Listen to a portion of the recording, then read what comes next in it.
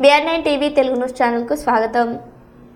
శ్రీకాకుళం జిల్లా పాతపట్నంలో గురుకుల విద్యార్థిని మృతి ఘటనపై దళిత సంఘాలు ఆగ్రహం వ్యక్తం చేశాయి. డాక్టర్ బిఆర్ అంబేద్కర్ గురుకులంలో చదువుతున్న విద్యార్థిని మెట్లపై నుంచి జారిపడి మృతి చెందింది.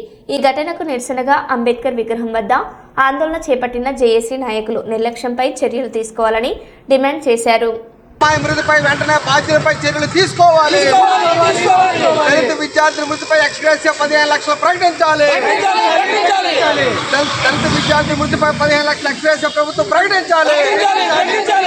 జిల్లా కలెక్టర్ గారు తక్షణమే గురుకులాన్ని సందర్శించాలి. జిల్లా కలెక్టర్ గారు తక్షణమే గురుకులాన్ని సందర్శించాలి. పాతపట్నం గురుకులంలో అమ్మాయి మృతిపై తక్షణమే దర్యాప్తు జరపాలి.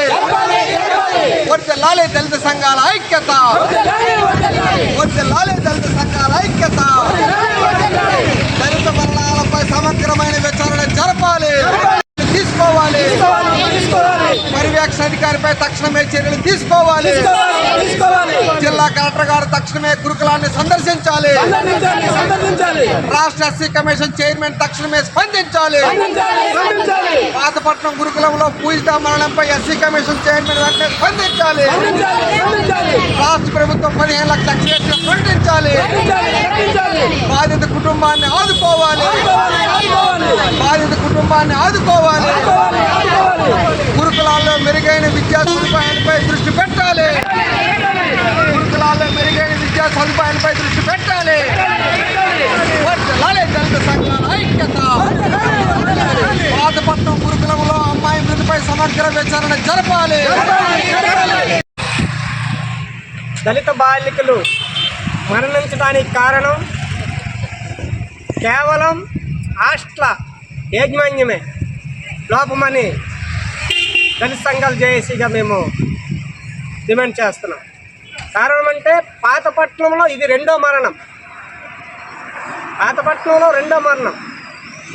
అప్పుడు కూడా ఉన్న హాస్టల్ నిర్లక్ష్యం పట్లగే అమ్మాయి ఫ్యాన్కు ఉరి వేసుకొని చనిపోవడానికి. ఇప్పుడు పిల్లలు ఏం చేస్తున్నారో పిల్లలు చూసుకున్న బాధ్యత మీ ఇంట్లో పిల్లలైతే ఇదే నిర్లక్ష్యం వహిస్తారా? కనుక దీనిపై తక్షణమే జిల్లా కలెక్టరు దీని మీద చర్యలు తీసుకొని దర్యాప్తు చేసి కుటుంబ బాధ్యతలకి తమ సహాయం చేయాలని డిమాండ్ చేస్తారు. డాక్టర్ బిఆర్ అంబేద్కర్ గురుకులంలో 7వ తరగతిలో చదువుతున్నటువంటి పూజిత మెట్ల రివాల్వింగ్ నుండి జారిపడి మృతి చెందినటువంటి ఘటనపై దళిత సంఘాలు తీవ్రమైనటువంటి దిగ్భ్రాంతిని విషాదాన్ని వ్యక్తం చేస్తున్నాయి.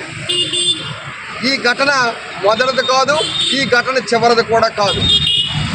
2 సంవత్సరాల క్రితం హెచ్చెర్ల గురుకుల పాఠశాలలో ఒకే సంవత్సరంలో 2 అమ్మాయిలు ఆత్మహత్యలు చేసుకున్నారు.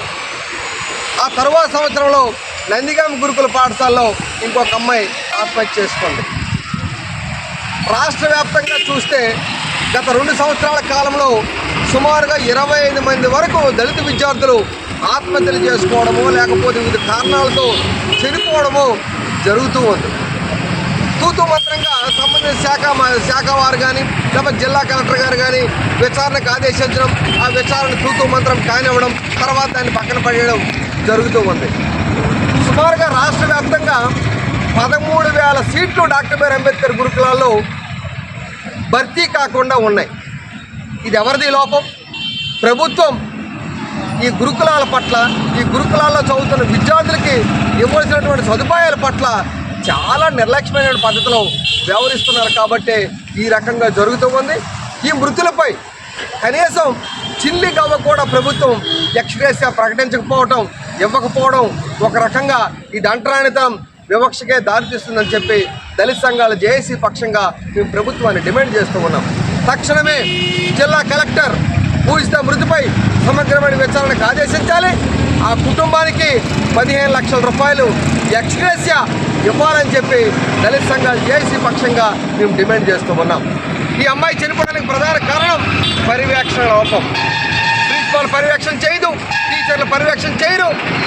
జిల్లా డిస్ట్రిక్ట్ కోఆర్డినేటర్ పర్యవేక్షణ పూర్తిగా లోపభూయిష్టంగా ఉన్నది. కాబట్టి ఈ బాధ్యులందరిపైన కూడా తక్షణమే చర్యలు తీసుకోవాలి. వాళ్ళ విధుల నుండి బహిష్కరణ చేయాలి, సస్పెండ్ చేయాలి. విద్యార్థులకి రక్షణగా ప్రభుత్వం అధికార యంత్రాంగం అంతా కూడా నిలబడాలని చెప్పేసి ఈ సందర్భంగా డిమాండ్ చేస్తూ ఉన్నాం. తక్షణం జిల్లా కలెక్టరు ఆ గురుకులాన్ని సందర్శించి విద్యార్థులందరికీ కూడా మనోధైర్యాన్ని, ఆత్మనిర్భరాన్ని ఇచ్చేటట్టు రావాలని చెప్పి ఈ సందర్భంగా తెలియజేస్తూ భవిష్యత్తులో ఇలాంటి ఘటనలు చోటు చేసుకోకుండా ప్రత్యేకమైనటువంటి చర్యలు తీసుకోవాలి. గురుకులాల అభివృద్ధికి ప్రత్యేకమైనటువంటి నిధులు కేటాయించి ఆ రకంగా దళిత విద్యార్థులను ఆదుకోవాలని చెప్పి సందర్భంగా డిమాండ్ చేస్తూ ఉన్నాం. జై భీమ్.